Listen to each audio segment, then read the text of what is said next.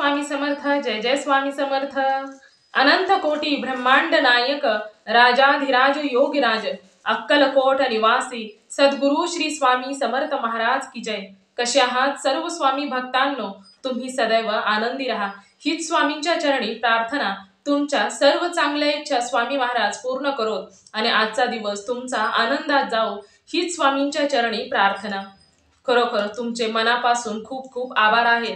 तुमच्या या सर्वांच्या अनुभवामुळे बनलेला आजचा हा आम्ही स्वामी भक्त या चॅनल मध्ये तुमच्या सर्वांचं खूप खूप मनापासून स्वागत। मी शुभांगी पोळ खरोखर तुम्हा सर्वांचे खूप खूप आभार मानते। मित्र आणि मैत्रिणींनो, खरोखरच ईश्वराची भक्ती केलेली कधी सुद्धा वाया जात नाही। परंतु कधी कधी असे प्रॉब्लेम्स येत असतात की त्यामध्ये ना एवढ्या अडचणी असतात की एखाद्याने केलेली भक्ती त्यामध्ये कोठे हरवून जाते हे कधीच कोणाला समजत देखील नाही। अशा खूप केसेस आहेत की त्या केसमध्ये अशा एखाद्या भक्ताच्या पाठीमागे एवढ्या अडचणी असतात आणि ते भक्त एवढ्या अडचणींनी त्रासलेले असतात की त्यांना काय करावे हे देखील समजत नाही। मित्र आणि मैत्रिणींनो, खरोखरच असे म्हणतात की जिथे दवा असर करत नाही तिथे दुआ असर करते। म्हणजे जे काही जेवढं काही पर्याय असतात ते करून संपल्यानंतर ईश्वराचा चमत्कार होण्याचे प्रत्येक जण वाट पाहत असतो, कारण शेवटचा पर्याय हा तेवढाच असतो। कारण जिथे विज्ञान संपतं, सायन्स संपतं, तिथून पुढे ईश्वराची लीला होत असते। मित्र आणि मैत्रिणींनो, ज्या भक्तांनी ईश्वरावरती विश्वास ठेवलेला आहे, मग तो कोणत्याही देवावरती असो, प्रत्येकाचा विश्वास किती असतो तोच तेथे जिंकत असतो। मित्र आणि मैत्रिणींनो, तुम्ही सर्वांनी कधी कधी एखाद्या भक्ताच्या तोंडून ऐकलं असेल की किंवा माझ्या या चॅनल मार्फत तुम्ही एखादा अनुभव असा ऐकला आहे की जिथे संपूर्ण विज्ञानाचे विचार थांबले आहेत आणि त्यानंतर ईश्वराची लीला पुढे झालेली आहे। कारण आपले श्री स्वामी समर्थ हे असे दैवत आहे की जिथे विज्ञान संपतं, जिथे सायन्स संपतं, तिथून पुढे स्वामींची लीला चालू होत असते। स्वामींची लीला ही खरोखरच खूप दूरपर्यंत आहे। तर मित्र आणि मैत्रिणींनो, खरोखरच एखाद्याला आशीर्वादाची खूप गरज असते। कधी कधी तुम्ही हे देखील पूर्वी बघा, लोक मोठ्या लोकांच्या पाया वगैरे पडायचे आणि त्यांचा आशीर्वाद घ्यायचे। तर जसं म्हणतात की आपण एखादी चांगली गोष्ट केली तर ती वाया जात नाही किंवा वाईट गोष्ट केली तरी देखील ती वाया जात नाही। प्रत्येकाला प्रत्येक कर्माचे भोग हे भोगावेच लागत असतात। मग तुम्हीच विचार करा की तुम्ही जर एखादी गोष्ट चांगली केली तर त्याचे तुम्हाला चांगले फळ का बरं मिळणार नाही? तर मित्र आणि मैत्रिणींनो, खरोखरच प्रत्येक गोष्टीच्या मागे काही ना काही फळ हे नक्कीच दडलेले असते। चांगल्या गोष्टीचे चांगले फळ, वाईट गोष्टीचे वाईट फळ हे नक्कीच निर्धारित केलेले असते। तर मित्र आणि मैत्रिणींनो, कधी कधी एखाद्या भक्ताच्या पाठीमागे एवढ्या अडचणी असतात की त्याला सहन देखील होत नाही। मग तो खूप ईश्वराची धाव देखील करत असतो, परंतु त्याच्या अडचणी ही संपायचं नाव घेत नाहीत। तर मित्र आणि मैत्रिणींनो, त्यावेळेस ना प्रत्येकाच्या आशीर्वादाची खूप गरज असते। तर आज मी जो तुम्हाला अनुभव सांगणार आहे ना, त्या अनुभवामध्ये आज खरोखरच तुमच्या सर्वांची खूप गरज आहे त्या भक्ताला, आणि त्याचबरोबर तुमच्या आशीर्वादाची देखील खूप गरज आहे। तुम्ही त्या भक्तासाठी सेवा देखील जशी तुम्हाला जमेल तशी तुम्ही सेवा करायची आहे। ज्या देवावरती तुमचा मनापासून विश्वास आहे त्या देवाला तुम्ही हात जोडून मनापासून प्रार्थना करायची आहे। जेवढं तुम्हाला शक्य होईल तेवढी तुम्ही सेवा करायची आहे आणि तुम्ही केलेले सेवेच्या बदल्यात त्या तुमच्या देवाला, ईश्वराला, भगवंताला फक्त आज मी जो अनुभव सांगणार आहे त्या अनुभव भक्तासाठी तुम्हाला ती सेवा अर्पण करायची आहे। तर मित्र आणि मैत्रिणींनो, आजचा अनुभव ना खूपच दुःखद अनुभव आहे। मी प्रत्येक वेळी तुम्हाला अनुभवातून खूप काही शिकवत असते किंवा खूप वेगवेगळ्या भक्तांचे अनुभव सांगत असते, परंतु आजचा जो अनुभव आहे या भक्ताला खरोखरच तुमच्या सर्वांची खूप गरज आहे। आणि त्याचबरोबर मी सुरुवातीलाच असं सांगत आहे की तुम्ही जास्तीत जास्त हा व्हिडिओ शेअर करायचा आहे। त्यामुळे एखाद्या भक्ताला या सर्व गोष्टींची गरज आहे आणि ते तुम्ही एकमेकांच्या मार्फत त्या भक्ताला पोहोचवू शकता। तर असं आहे की एक ताई आहेत आणि त्या ताईंच्या भावाचे एक बाळ आहे। तर त्या बाळाला ना आज त्या एवढं काही आजार आहे असं जरी म्हटलं तरी देखील चालेल आणि त्याला दुआची गरज आहे, तुमच्या सर्वांच्या आशीर्वादाची गरज आहे। तर चला, तर मग त्याला नेमकं झालं होतं आणि ते बाळ खूप लहान आहे, 5 महिन्याचंच बाळ आहे। तर त्याचं खूप मोठं ऑपरेशन देखील झालेलं आहे। डॉक्टरांनी सांगितलेलं आहे की त्याला लिव्हर ट्रान्सप्लांट करावं लागेल। तर त्यावेळेस ना त्या ताईंना विश्वास आहे की महत्वाचं म्हणजे सर्वांच्या आशीर्वादाने खूप काही शक्य होऊ शकते। त्या खूप मोठ्या स्वामी सेवेकरी आहेत, त्यांना स्वामींनी खूप सुंदर सुंदर अनुभव दिलेले आहेत, परंतु त्यांना असं वाटत आहे की मी जी सेवा करते आहे किंवा माझे जे घरचे माझ्या माहेरची जी लोक सेवा करते आहेत, तर त्या सेवेने त्याला म्हणजे त्याला जे काही आहे त्यातून बाहेर निघण्यासाठी तुम्हा सर्वांच्या सेवेची खूप गरज आहे, तुमच्या सर्वांच्या भक्तीची खूप गरज आहे आणि तुमच्या सर्वांच्या मदतीची खूप गरज आहे। चला तर मग त्या ताईंचं नाव हे पूजा आहे आणि चला तर मग त्या ताईंच्या त्यांना काय अनुभव आहे आणि त्यांचा आज सर्वांच्या आशीर्वादाची त्यांना का बरं गरज लागली, चला तर मग जाणून घेऊया त्या ताईंच्या शब्दामध्ये। चला तर मग ताई सांगायला सुरुवात करतात, सर्वात प्रथम तुम्हा सर्वांना श्री स्वामी समर्थ, जय जय स्वामी समर्थ। माझे नाव पूजा आहे आणि जसं की प्रत्येक म्हणजे माझं स्वामींच्या कृपेने खूप चांगलं आहे, मला स्वामींनी भरपूर आशीर्वाद देखील दिलेले आहेत, माझ्या आयुष्यामध्ये खूप स्वामींनी चमत्कार केलेले आहेत आणि माझा स्वामीवर खूप विश्वास देखील आहे। परंतु आता जी भाऊबीज गेली तर त्या भाऊबीजीला मी माझ्या भावा म्हणजे माहेरी गेले होते, तर माझ्या भावाला एक मुलगा झालेला आहे म्हणजे बाळ आहे। तर माझ्या भावाला एक म्हणजे बाळ आहे, तर माझी जी भाऊजाई आहे तिचा स्वभाव खूप सुंदर आहे, तर तिच्या आयुष्यामध्ये ना आज तिचाच अनुभव मी तुम्हा सर्वांना सांगणार आहे आणि तिलाच आणि तिच्या बाळाला तुमच्या सर्वांच्या आशीर्वादाची खूप गरज आहे। तर असं झालं होतं की तिला या अगोदर देखील प्रेग्नेन्सी राहिलेली होती आणि ती स्वामींची सेवा देखील माझ्या सांगण्यावरून स्वामींच्या सेवेमध्ये आलेली आहे, माझी आई देखील स्वामींची सेवा करते आहे। परंतु माझे जो दोन भाऊ आहेत तर त्यांना स्वामींवर एवढा विश्वास नाही, ते खूपच हट्टी स्वभावाचे आहेत, तरी माझी भाऊजाई खूप चांगल्या स्वभावाची आहे आणि तेवढीच मन मिळावू देखील आहे, खूप काळजी करते सर्वांची, सर्वांविषयी तिचं मन अगदी प्रत्येकाची ती काळजी करत असते, एवढे हळव्या मनाचे आहे। तर तिला असं झालं होतं की तिची पहिली प्रेग्नेन्सी राहिली होती आणि त्या प्रेग्नेन्सीमध्ये तिला पहिल्यांदाच ज्यावेळेस सोनोग्राफी वगैरे होत असते तर त्यावेळेस तिला तिळ आहे म्हणून सांगितलं होतं, म्हणजे तिच्या पोटामध्ये 3 बाळं आहेत असं सांगितलं होतं। तर त्यावेळेस तिच्या बाळांची ग्रोथ देखील खूप चांगल्या प्रकारे होत होते आणि हळूहळू असं झालं की जसं जसं महिने वाढतील तर तसं तसं अचानकच काय झालं काही समजलं नाही, परंतु प्रत्येक जसं जसं सोनोग्राफी वगैरे टेस्ट वगैरे होत होती तर त्यामध्ये ना प्रत्येक वेळे असं सांगायचे की बाळाची ग्रोथ खूप चांगल्या प्रकारे होत आहे, त्याच्या हृदयाचे ठोके खूप चांगल्या प्रकारे पडत आहेत, म्हणजे बाळ पूर्णपणे वाढत आहे, खूप चांगल्या प्रकारे होत होतं। परंतु अचानकच काय झालं काही समजलं नाही आणि तिन्ही मुलं वारली, म्हणजे पोटामध्ये त्यांना काय झालं काहीच डॉक्टरांना देखील समजलं नाही आणि त्यांचं मिसकॅरेज झालं, त्यामुळे ते त्यामध्ये खूपच दुःखी। तर त्यावेळेस ना त्या माझ्या वहिनीला खूप वाईट वाटत होतं या सर्व गोष्टींचं, तरी देखील ती स्वामींवर विश्वास ठेवत होती, स्वामींची सेवा वगैरे करत होती। तिला खूप असं वाटायचं की आता नाही तर स्वामी पुढच्या वेळेस आपलं सर्व काही व्यवस्थित करतील। तर त्यानंतर म्हणजे त्या वहिनीला प्रेग्नेन्सी राहिली आणि प्रेग्नेन्सी राहिल्यानंतर तिनं म्हणजे ती देखील प्रेग्नेन्सी तिनं स्वामींच्या सेवेमध्ये खूप चांगल्या प्रकारे गेली, बाळ देखील झालं। तर बाळ म्हणजे 5 महिन्याचं होतं दिवाळीमध्ये, तर त्यावेळेस ना 5 ते 5.5 महिन्याचं बाळ असेल तर मी भाऊबीजीला माहेरी गेले होते। तर माहेरी गेल्यानंतर बाळ म्हणजे अगदी कसं असतं की बाळ ग्रोथ करत असतं जन्मल्यानंतर, म्हणजे 4 महिन्यानंतर मान पकडणं, इकडे तिकडे पाहणं, असं म्हणजे बाळाची प्रत्येक ग्रोथ होत असते। तर हे जे बाळ आहे ते 5.5 महिन्याचं बाळ, परंतु त्याच्यामध्ये ना एवढं काही म्हणजे हालचाल वगैरे जेवढं म्हणजे ते चंचल आहे, प्रत्येकाचं बोलणं कॅप्चर करत होतं, त्यामध्ये सर्व खूप व्यवस्थित करत होते, परंतु त्याला ना म्हणजे मान त्यानं पकडली नव्हती, त्याचबरोबर तो म्हणजे इकडे तिकडे असं म्हणजे त्याची मान वळवत नव्हता, तर असं प्रत्येक वेळी व्हायचं।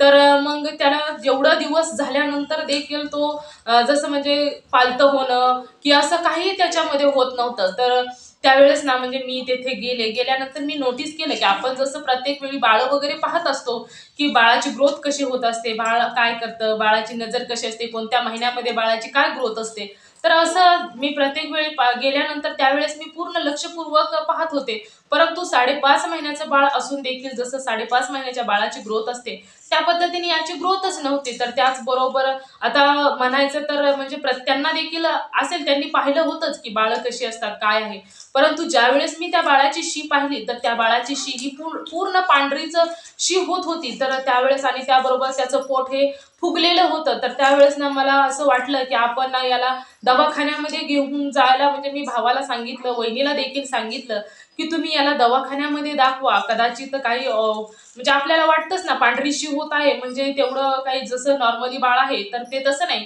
तर त्यावेळेस मी नोटीस केलं, मी वहिनीला देखील सांगितलं, त्याचबरोबर दादाला देखील माझ्या सांगितलं, की हे असं ना पांढरी शी होत नाही बाळांची. तर त्यावेळेस ना त्यांनी दवाखान्यामध्ये नेलं. दवाखान्यामध्ये नाशिकमध्ये दाखवल्यानंतर डॉक्टरांनी सांगितलं, की म्हणजे ज्यावेळेस आत चेकअप वगैरे करण्यात आलं, तर त्यावेळेस ना त्याला लिव्हरचा प्रॉब्लेम सांगितला. म्हणजे त्याचा लिव्हर हा डॅमेज आहे असं सांगितलं. 50% लिव्हर डॅमेज आहे. तर त्यावेळेस ना त्याला लिव्हर ट्रान्सप्लांट करावा लागेल. तर त्यावेळेस ना खरोखरच सर्वांच्याच पायाखालची जमीन सरकली. कारण त्याचं ना लिव्हर एकदम पोट असं दगडागत व्हायचं. तर असं म्हणजे खूपच वाईट कंडिशन होतं. तर त्यावेळेस ना डॉक्टरांना म्हणजे त्यावेळेस 5 महिने होऊन गेले होते.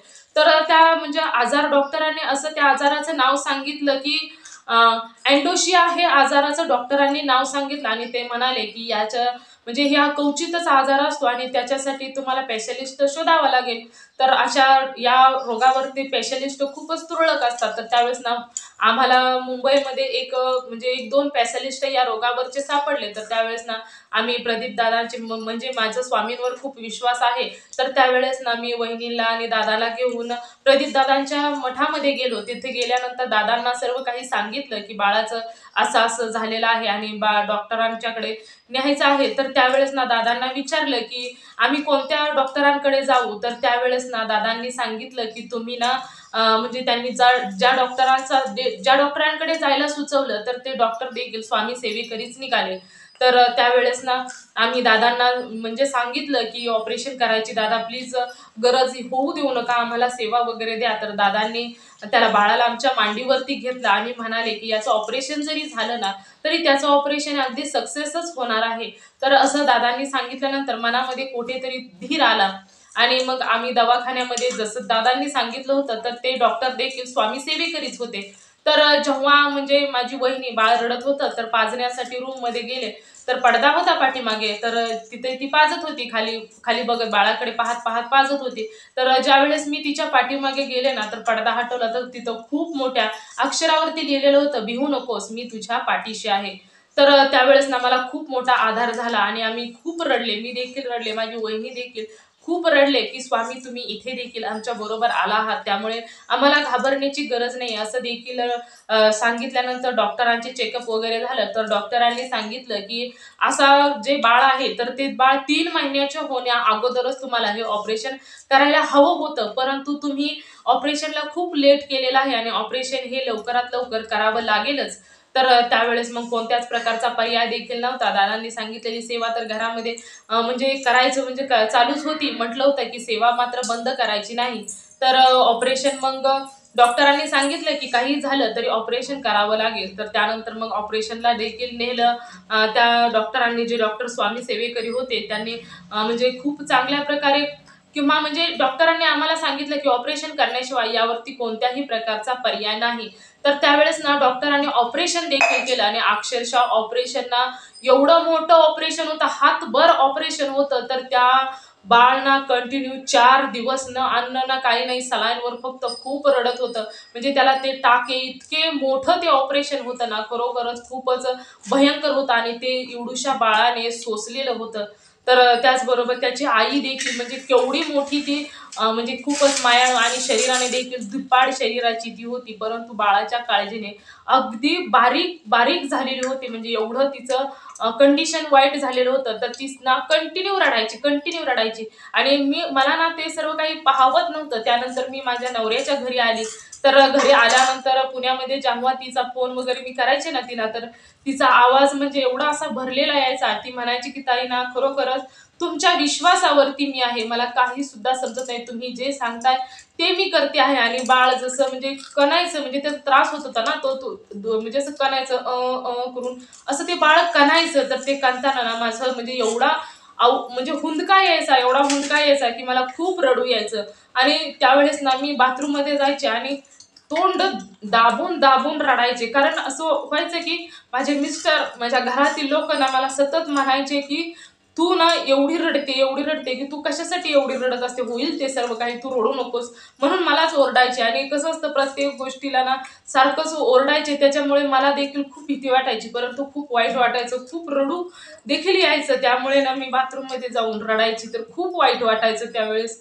तर त्यानंतर ऑपरेशन वगैरे झालं, त्यानंतर त्याला घरी वगैरे आणलं, त्याने खूप त्रास सहन केला, त्याच्या आईने त्याने देखील खूप त्रास सहन केला. तर डॉक्टरांनी पुन्हा त्याचं चेकअप वगैरे केलं, तर डॉक्टर म्हणाले की 2 महिन्यामध्ये जर त्याची पिवळी शी जर नाही आली तर लिव्हर ट्रान्सप्लांट करावाच लागेल, म्हणजे कोणत्याच प्रकारचा पर्याय नाही. तर सर्वांना म्हणजे हेच आम्हाला नको होतं. तर काय झालं होतं की जेव्हा तो घरी आला होता तेव्हा आम्ही पाहिलं होतं, तर त्याचा म्हणजे पोट वगैरे खूपच फुगलेलं होतं ऑपरेशन झाल्यानंतर देखील. परंतु माझी वहिनी आहे, माझा भाऊ आहे, त्यांच्या देखत असं काही बोलू शकत नव्हतो, नाहीतर ती बोलतील की बघा दीदी कशी बोलते आहे. त्यामुळे मला देखील आणि माझ्या मिस्टरांना देखील हे काहीच समजलं नाही. परंतु ऑपरेशन म्हणजे त्यांनी ऑपरेशन मध्ये केलं असं होतं की त्यांनी फक्त नस ही फ्लेक्झिबल केली होती, त्या ऑपरेशन मध्ये एवढा त्या बाळाच्या आईला खूप त्रास झाला होता. आणि त्यानंतर ना माझे दोन्ही भाऊ त्या बाळासाठी स्वामींच्या सेवेमध्ये आले आणि ते सेवा देखील एवढे मनापासून करू लागले की ते म्हणायचे की दीदी काय करावं काहीच समजत नाही. तर त्यावेळेस मी त्या दोघांनाही सांगितलं की जो कोणी इथून पुढे तुम्हाला भेटेल तो फक्त स्वामींची आज्ञा आहे हे ऐकायचं आणि करत राहायचं, असं मी त्यांना सांगितलं. आणि ते सगळेच मला म्हणायचे की फक्त दीदी ना तुझ्या विश्वासावरती आम्ही हे सर्व करत आहोत, फक्त आता स्वामींनी तुझ्या विश्वासाला किती उतरायचं हे ठरवायचं आहे. आणि त्याचबरोबर हे जे काही करत होते ते फक्त आणि फक्त माझ्या माझ्या म्हणण्यानुसारच, म्हणजे मी फक्त सांगितलं होतं ना स्वामींवर विश्वास ठेवा. आणि माझ्या वहिनीला देखील सांगितलं होतं की तू फक्त स्वामी जग काय बोलतंय जगाचा काही सुद्धा विचार करायचा नाही, आपलं बाळ आणि आपले स्वामी, फक्त स्वामींना बाळासाठी विनवायचं आहे, स्वामींना प्रार्थना करायची आहे बाळासाठी. आणि प्रत्येकानेच प्रार्थना करायची आहे. माझ्या भावाला सांगितलं, आई देखील खूप सेवा करते, मी देखील पारायणाला बसली आहे, मी संकल्प केलेला आहे माझ्या भाच्यासाठी, म्हणजे भावाच्या बाळासाठी, की माझं भावाचं बाळ हे व्यवस्थित व्हावं यासाठी मी सेवा देखील करत आहे. आणि त्यावेळेस ना जेव्हा अजितदादांकडे आम्ही त्याविषयी बोलायला गेलो तर अजितदादांनी सांगितलं की बाळाच्या वडिलांना पितृदोष आहे आणि त्यामुळेच हे सर्व घडत आहे, पितृदोषामध्ये हे जन्मलेलं बाळ आहे, त्यामुळे सर्व जो काही दोष आहे त्या बाळामध्ये उतरलेला आहे. तर ती जी पहिली जी बाळाची 3 गेली ते देखील अचानकच ते दोषामुळेच गेलेले आहे. तर त्यावरती देखील उपाय, म्हणजे त्यांनी असं सांगितलं होतं की जो काही म्हणजे हे सर्व तुमच्या घरामध्ये असलेल्या पितृदोषामुळे होत आहे, तर त्याचं देखील करणार तर आहोतच. परंतु बाळाला ना खरोखरच आता म्हणजे अजून 2 महिने झालेले नाहीत, परंतु डॉक्टरांनी असं सांगितलेलं आहे की 2 महिन्यामध्ये जर नाही बाळाची पिवळीशी जर झाली तर त्याला लिव्हर ट्रान्सप्लांट करावाच लागेल. या अगोदर देखील माझ्या तोंडून जर गेला असेल ट्रान्सलेट तर सॉरी, ट्रान्सप्लांट हा करावाच लागेल. त्यामुळे हे सर्व काही म्हणजे सर्वांचं एकच होतं की लिव्हर ट्रान्सप्लांट केल्याशिवाय पर्याय नाही. त्या ना बाळाची ना पित्ताशयाची नस ही डेव्हलप होत नव्हती, त्यामुळे डॉक्टरांनी सांगितलं की त्याला लिव्हर ट्रान्सप्लांट हे करावाच लागेल. आणि या सर्व गोष्टी ना खरोखरच खूप वाईट हे नक्कीच आहेत. डॉक्टरांचं देखील हे मत होतं, परंतु त्या एवढूशा बाळाचं एवढं मोठं ऑपरेशन झालेलं, त्यामुळे सर्वांनाही म्हणजे मला असं वाटतं की यानंतर त्या बाळाचं ऑपरेशन होऊ नये. आता ते लिव्हर ट्रान्सप्लांट जर करायचं म्हटलं तर ते खूप मोठं ऑपरेशन देखील असेल आणि ते बाळाला देखील सोसलं जाणार नाही, कारण एवढा त्याने अगोदरच हातभर ऑपरेशनाचा त्रास सोसलेला आहे. त्याची आई तर अगदी वेडी-पिसी झाली आहे त्या बाळाचा एवढा त्रास होतोय की ती एवढी मोठी होती परंतु शरीराने एवढी धडधाकट होती, परंतु अगदी आता एवढी खराब, एवढी लुकडी झालेली आहे की खरोखरच खूप बारीक झालेली आहे ती.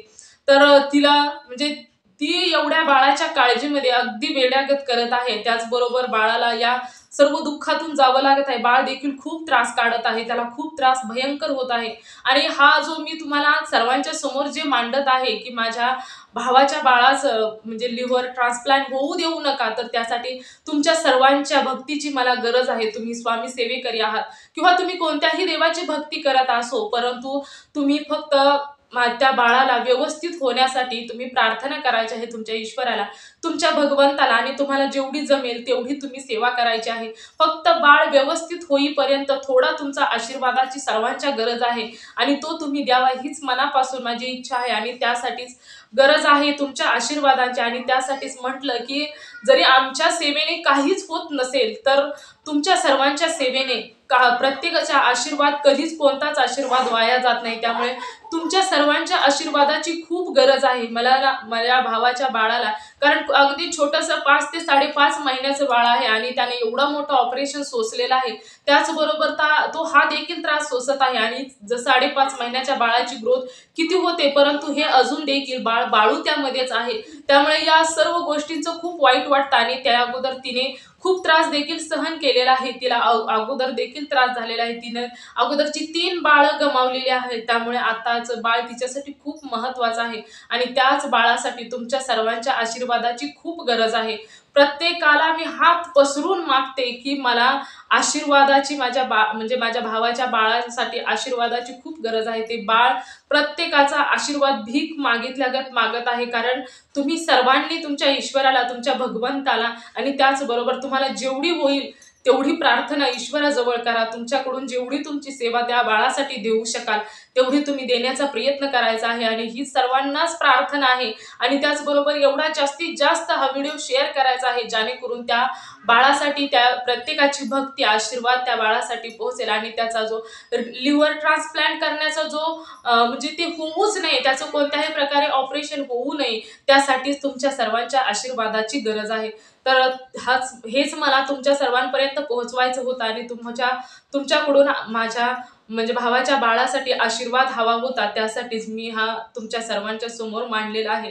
तर तुम्हा सर्वांना श्री स्वामी समर्थ, जय जय स्वामी समर्थ। तर खरोखरच मित्र आणि मैत्रिणींनो, कधी कधी एखाद्याला खूप आशीर्वादाची गरज असते आणि मी तुमच्या सर्वांना मनापासून प्रार्थना करते आहे की तुम्ही सर्वांनी त्या बाळाला आशीर्वाद द्यायचा आहे। मी देखील स्वामींना मनापासून प्रार्थना करेन आणि आज संध्याकाळी जी मी सेवा करेन ती फक्त त्या बाळासाठीच करणार आहे। तुम्ही देखील जी काही तुम्ही सेवा करणार आहात तर त्या बाळासाठीच करायची आहे, त्या बाळाला आशीर्वाद द्यायचा आहे। कारण कधीच कोणाच्या आयुष्यामध्ये दुःख होऊ नये, त्रास सहन करू नये, कारण ज्याला त्रास सहन करावा लागतो ना त्यालाच माहित असते त्याच्या वेदना, त्याचा त्रास वेदना काय होत असतात। तर त्यावेळेस ना तो व्यक्ती अनुभवू शकतो की त्या त्रासाचा ज्यावेळेस त्रास होत असतो तर त्यावेळेस काय फिलिंग येत असते। त्यामुळे त्या बाळाचं एवढ्याशा लहान जीवाचं एवढं मोठं ऑपरेशन झालं आहे, म्हणजे त्याला किती त्रास झाला असेल, किती वेदना झाल्या असतील, हे देखील तुम्ही तुमच्या डोळ्याच्या समोर घ्यायचं आहे आणि त्या बाळाला जेवढा तुमच्याशाने होईल तेवढा आशीर्वाद द्यायचा आहे। तर खरोखरच हे खूप गरजेचं आहे। त्या बाळासाठी प्रत्येकाचे आशीर्वाद झालेच पाहिजेत आणि त्याचबरोबर जर माझ्याकडून तुमच्यासाठी काहीतरी थोडं का होईना पुण्याचे किंवा माझ्या तोंडून तुमच्यासाठी काहीतरी तुमचा जसा लाभ होईल काही का होईना, पण तुमच्या भल्याचे 2 शब्द जर माझ्या तोंडून खरोखरच गेलेले असतील तर खरोखरच मी तुमच्या सर्वांच्या समोर हात जोडून प्रार्थना करते की त्या बाळाला तुम्ही सर्वांनी जसे जमेल त्या पद्धतीने आशीर्वाद द्यायचा आहे। तुम्ही केलेल्या सेवेचं फळ त्या बाळाला स्वामींच्या चरणी अर्पण करायचं आहे आणि त्या बाळाला जीवनदान द्यायचं आहे। त्या बाळाचं कोणत्याही प्रकारे ऑपरेशन होऊ देऊ नका ही स्वामींना प्रार्थना करायची आहे। न ऑपरेशन करता त्या बाळाला व्यवस्थित करा ही स्वामींना प्रार्थना करायची आहे। तर यासाठीच मी आजचा व्हिडिओ बनवलेला आहे। त्या ताईंचं खूप खरोखरच पूजाताई खूप रडल्या, खूप त्यांनी वाईट असं कधीच कोणाच्या वरती दिवस येऊ नये। तर मी तुम्हा सर्वांना अजून जाता जाता हीच प्रार्थना करत आहे की तुम्ही सर्वांनी त्या बाळाला तुमचा आशीर्वाद द्या, तुमची सेवा त्या बाळासाठी तुम्हाला जशी जमेल तुम्हाला जेवढी तुमच्याशाने होईल तेवढी सेवा तुम्ही त्या बाळासाठी करायची आहे आणि त्या बाळाला खूप आशीर्वाद द्यायचे आहे। त्यामुळे ते बाळ तुमच्या आशीर्वादाने ते बाळ कदाचित व्यवस्थित जर झाले तर खरोखरच आयुष्यभर तुमच्या ऋणी खरोखरच मी राहील। तर मित्र आणि मैत्रिणींनो, खरोखरच या ताईंचे शब्द ना खूपच दुखत होते। त्या बाळावरती खूप वाईट संकट आलेलं आहे, तर तुम्ही सर्वांनी मनापासून त्या बाळाला आशीर्वाद द्यायचे आहेत। तर तुम्हाला जर एखादा स्वामींचा अनुभव आलेला असेल तर मी येथे तुम्हाला व्हॉट्सअप नंबर देते, तर तुम्ही त्या नंबरवरती तुमचा अनुभव नक्कीच शेअर करायचा आहे। आणि एखाद्या भक्ताने अनुभव जर स्वतःचा शेअर केला ना तर त्या भक्ताला अजून स्वामी सुंदर अनुभव तर देतच असतात। त्याचबरोबर त्या भक्ताने त्याच्या अनुभवामुळे एखादा व्यक्ती जर स्वामी सेवेत आला तर त्याचे पुण्य त्या भक्ताला नक्कीच मिळत असते। त्याचबरोबर भक्ताने स्वामी भक्त वाढवायचे आहेत आणि प्रत्येकाचे जीवन हे स्वामीमय करून टाकायचे आहे। त्यामुळे तुम्ही तुमचा अनुभव हा नक्कीच शेअर करायचा आहे। तर मित्र आणि मैत्रिणींनो, तुम्ही सर्वांनी मिळून माझा व्हिडिओ शेवटपर्यंत ऐकला त्याबद्दल मी मनापासून तुम्हा सर्वांची खूप खूप आभारी आहे. पुन्हा भेटूया श्री स्वामी समर्थांच्या अशाच एखाद्या सत्य अनुभवाबरोबर. तर तुम्ही सर्वजण नेहमी सुखी राहा, समाधानी राहा, आनंदी राहा. श्री स्वामी समर्थांचं नामस्मरण करत राहा. पुन्हा भेटूया श्री स्वामी समर्थांच्या अशाच एखाद्या सत्य अनुभवाबरोबर. तोपर्यंत तुम्हा सर्वांना श्री स्वामी समर्थ. जय जय स्वामी समर्थ. धन्यवाद.